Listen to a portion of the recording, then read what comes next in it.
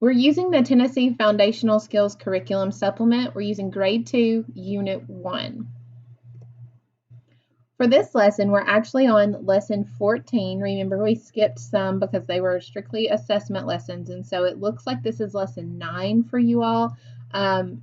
If you're accessing the materials from the curriculum supplement, it's actually Lesson 14. In Lesson 14, we're going to really dig into our tricky words, but we're also going to add something new to our plate of things that we're digging into, and that's going to be tricky spelling. And so there are some times that the spelling of a word is tricky, and we're going to learn how to unlock that today, as well as continue reading in our decodable text, The Cat Bandit. So I hope you guys are ready for that. Let's look at what materials you're going to need today. In order to engage in today's lesson, you're going to need your code chart. You'll need a pencil. You'll need a red marker. That means we're going to be marking up in our code chart the consonant sounds. You'll also need access to worksheet 14.1 and your decodable reader, The Cat Bandit. You'll also want your tricky word cards. So if you need to pause the video at this point to gather your materials, please do so. You want to have those ready so that you don't have to stop in the middle of your lesson to gather materials. So go ahead and gather all of those materials, your code chart, your pencil, your red marker, worksheets 14.1, decodable reader, the title is The Cat Bandit, and all of your tricky word cards. You'll need all of those today. If you have all of those things gathered, I want to show you what I have done with my materials, and just to kind of give you an idea, or the adult that's there helping you, an idea of how you might want to organize those. So I'm going to flip over and use the document camera so that you can see how I have chosen to kind of reorganize my materials. All right, so what I did was I found a notebook that I had at home. It was a 3-ring binder. I have printed the materials that are provided in the student materials. I did not print the teacher materials. That's not what's in here. I do have these all printed and put in a notebook. And so I went to the unit materials. Actually, for this lesson, it has the entire unit material. So when you open my notebook, you'll see that I have in this pocket, I've put my tricky word cards, so they are all right there. That way I can get them out and practice them if I need to, and I have them ready for my lesson. I have the entire reader here, which is what is linked in your materials, in the student materials. The Cat Bandit Unit 1 Grade 2 material. So whether or not you're accessing this from the Best for All website, or if you're accessing it from the Tennessee Foundational Skills Curriculum Supplement website, either one of those, you would use the Unit 1 Reader, Grade 2. Okay, so I just went ahead and printed that, and printed it in color so that I've got nice, pretty text to look at with my pictures that I want to see, all of my illustrations there, and I can see everything there. So what I did was, if you remember, I had that pink folder that had my code chart in it. I took my code chart out and I put a little divider there, and I moved my code chart into my notebook. That way, when I get ready to do my code work, I can just flip it around this way, and it makes it a little bit easier for me to move from page to page as we do our code work. So it's the very same pieces of paper that we've been working on so far in this unit, but I moved them to a different place to keep all of my materials together. So if you're using this at home or at school, if this is a helpful hint, I hope that you will take it and use it. If you already have a better system of organizing, please use that. Just wanted to share that with you all. All right, so let's move from our prep into our lesson. So in order to get us started with our lesson, we always want to start with sounds first. Whenever we're working with our language, it is most important that we understand the sounds that are associated with the spellings in order to be able to read and write. And so in order to do that, you have to really understand the sounds. You have to know what you're hearing and how to manipulate those or move those around. All right, so we're going to begin with our sounds first activities. They are actually the same 3 activities that we have been working on, the Sound Scientist, Word on a Curve, and Spoonerisms. But of course, we're going to have new words and sentences today. So let's get started with being a sound scientist. So if I'm a sound scientist, that means that I am going to examine words with my ears. Okay, so I'm going to listen to words and then I'm going to try to answer questions about those words. In our last lesson, we had my best buddy, Anna Claire, my little girl, helping us do that. She's in 4th grade, and some of those were stumping her a little bit. So I know you 2nd graders are going to be all over this today if we know that some of the things were stumping Anna Claire. So let's get started and see if you guys can do the sound scientist activities today. All right, so here we go. Remember, we close our eyes, and we're just using our ears to listen to this. The sentence is, last week we went camping. While we were there, we went fishing and hiking. Last week we went camping. While we were there, we went fishing and hiking. The word I want you to examine is camping. Keep your eyes closed. Camping. Repeat that. Camping. All right, here are your questions. How many syllables are in the word camping? Good. 2 syllables. Excellent. All right, what are those syllables? Camp-ing. Very good. 2 syllables. The first syllable is camp. The last syllable is ing. What is the vowel sound that you hear in the first syllable? First syllable is camp. What vowel sound do you hear? Ah. Amp. Camp. Very good. That's the sound that I heard too. How many sounds are in the first syllable? How many different sounds, if we segment them out, how many different sounds are there in camp, that first syllable? 4. Good. K, ah, camp. Very good. What do you have if you replace the ing with So if I snip the ing from camping and I add on the what would that word be? Camper. Very good, 2nd grade. Give yourself a double pat on the back. All right, here we go. Let's do another one. It's the same sentence. We're going to use a different word. Last week we went camping. While we were there, we went fishing and hiking. The word is fishing. I want you to examine the word fishing. Close your eyes. Say it. Fishing. How many syllables are in the word fishing? 2. What are those syllables? Fish-ing. Very good. What is the vowel sound in the first syllable? Remember, the first syllable is fish. Good. It is the vowel sound in the first syllable. How many sounds are in the first syllable? The first syllable is fish. How many sounds are in that syllable? I, sh. How many sounds?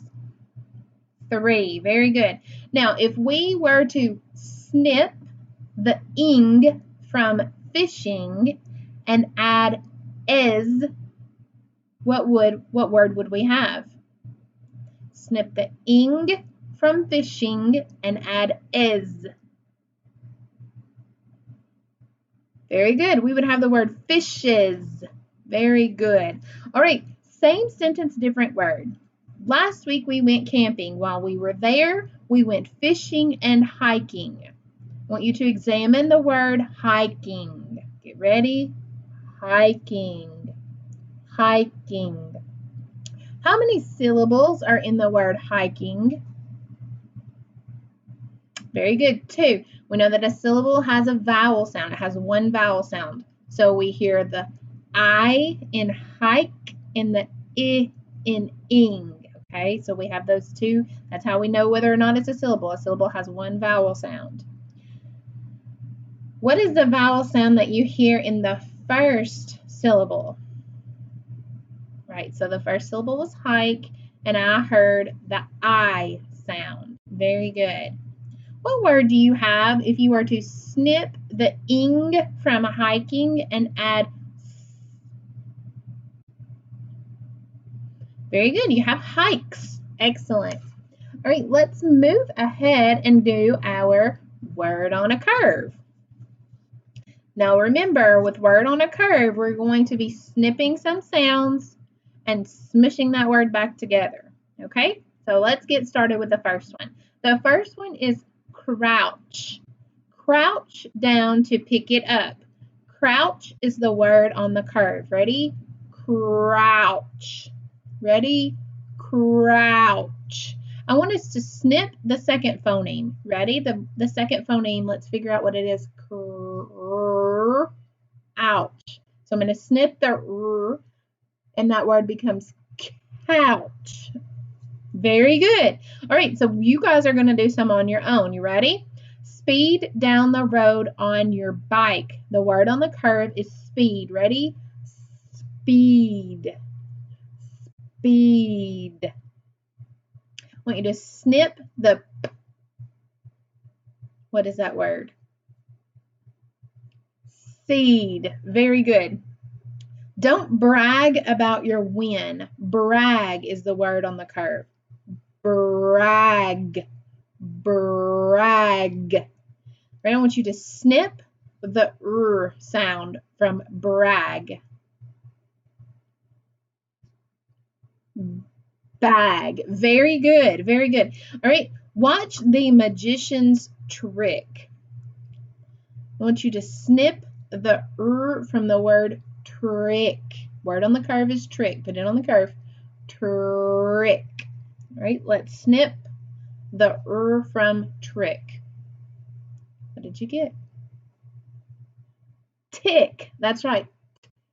Tick. Because I have snipped that second phoneme. R. All right, our last one that we love to do is our Spoonerism activity. Our Spoonerism is where I'm going to give you some words that have some mixed up initial phonemes, and I want you to see if you can sort out that puzzle. Tie-meacher. Your Spoonerism is tie-meacher. What should that actually be? My teacher. That's exactly right. So the t needs to go to eacher, and the needs to go to I, so it becomes my teacher instead of tie-meacher. Very good, very good. All right, now we're going to move into that tricky spelling that I told you all we would get to. So if you want to go ahead and find your worksheet 14.1, we are going to start looking at this tricky spelling and really understanding how, when we come to these words, how we might be able to decode them really well. Okay, so find your worksheet 14.1, and I'm going to flip over to mine. You see mine there? All right, so in order for us to understand this, this idea of tricky words, we want to make sure that we know what's the best place to start when we see a tricky spelling. And I think I just said tricky words, and I apologize. This is a tricky spelling, so make sure you correct me. If you hear me say tricky word again, this is tricky spelling, and this is something new. The first tricky spelling that we're going to work with is letter G. So I'm just going to go around this and know that that is the tricky spelling. That means when I see that written, it could trick me up a little bit. So I really need to think about this lesson when I see this spelling written down. Okay? So the first, you see this number 1 and the arrow pointing over here? If I'm reading and I come across the spelling G, the first thing that I want to do is go to the sound G, because that is the most common way for it to be used, okay? So most commonly, it's the G sound. as in got, gum, and big. So let's go into these words and underline the G spelling, and let's read them again. Got, gum, big. However, you see we have an arrow going to this side with a number 2. So there's another sound that this spelling could represent, and it is the J sound. Just like we talked about in our code book, sometimes the G spelling is associated with the J sound, as in the word gem, tragic, and legend. So let's go and find the G spelling in each one of these words. And let me give you a little bit of a hint. We always like hints, right, of how to figure things out. So a lot of times when the G is followed by an E or an I, it has this J sound, okay? And so the way that you figure that out is by decoding the word, sounding out the word, and you try number 1 first. And if that one doesn't work, then you try number 2. So if I'm decoding the word and I try the G sound and it doesn't make sense, then I'm going to try the J sound. But I'm going to try the G sound first. So these words, I'm going to always try the G sound first. Got. Is got a word? Yes, it's a word. So I know that I don't need to try anything different. Gum. Is gum a word? Yeah, absolutely. So I don't need to try anything different. Big. Is big a word? Yeah, so I don't need to try anything different. So let's look at these words and let's think. Let's try, when we're looking at a spelling of a G, we're going to try this sound first. Gem. Gem. Is gem a word? No. So I'm thinking about this lesson and I'm going to flip this sound from G to J. Gem. Is gem a word? Yeah, a gem is like a diamond or a ruby or a sapphire. Some people have them in earrings or rings. All right, so let's try this word. We're going to try this sound first, and if not, we're going to flip to the J sound. Tragic. No, that's not right. Let me flip it to the J sound. Tragic. Yeah, so something tragic happens. It's something that's really bad. Okay, so that is definitely a word. All right, let's look at this next one. We're going to try the G sound first, and then we'll try the J sound, okay? Legend. No, that doesn't sound like a word I've heard. Let's flip it and try the J sound. Legend. Yes, that absolutely sounds like a word I've heard. A legend is a tale, right? Like a tall tale, or it could be a legend of a person, could be a legend. They've done something really important. All right, so we are going to read these sentences, and then we're going to find a word that has the spelling of G, okay? And then we're going to decide whether or not that G has a G sound or a J sound. And if you notice, remember I told you about the little hint, this one has an E behind it, this has an I, and this one has an E behind it. So a lot of times when it has the J sound, it's followed by an E or an I. Okay? All right. So the first one's done for us as an example. We're going to do a couple, and then I would like for you to try a couple on your own. Let's read the first sentence. He did a magic trick. Which word has a spelling of G? Yep, so there's the word. I'm going to underline it. Magic. Now I've got to figure out if this spelling represents the G sound like got or the J sound like gem. All right, so I always try the G sound first. Magic. I don't think so.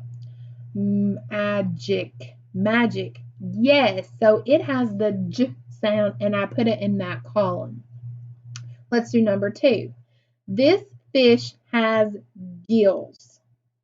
All right, which word has the G sound? Right, this word, oh, I'm sorry, which word has the spelling of G? Very good, okay. So here we are, and we're going to try the G sound first. G, eels, gills. Does a fish have gills? Yes, and it has the G sound, so I'm going to write it here under the G sound as in got. Put it there. All right, number 3. Which word is spelled with a G? Okay, so it's this one. So I'm going to need to be careful when I read that word. Ready? Dad is the best at, I'm going to try the G sound first. G, golf. Golf. Yeah, know that one. So let's jolf. Jolf. No, it's definitely golf, and it has the G sound. Okay, number 4. Which word has a G? All right, it's the very last one, so I'm going to underline it. And I'm going to have to be very careful. I may have to flip the sound when I get there. The cat is in a cag. Cag. I never heard of something like that, right? So let's try something different. The cat is in a cage. Cage. Yes, so that G has a J sound, and it goes over here just like magic did. Okay, let's do number 5 together. I want you to do number 6 and number 7 on your own. Brr. Oh, which one has the G? I'm sorry.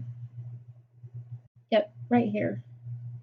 Brr. That pond was frigid.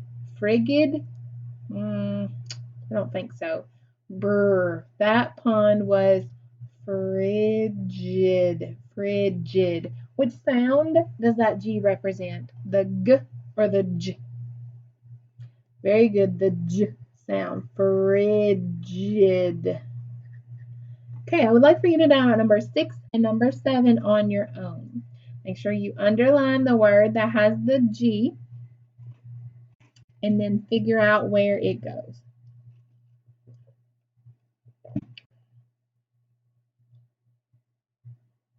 Pause the video if you want to practice there. Okay, number 6. Let's see if we got it right. Which word has the G spelling? Very good. The last one. A present is a, I'm going to try the G sound first. Gift. Gift. A present is a gift. Is that correct? Yeah. Sometimes we just know when there's no reason to even try to flip it if we know the word gift is correct. A present is a gift. I put it in the G column with got, gills, golf. All right, number 7.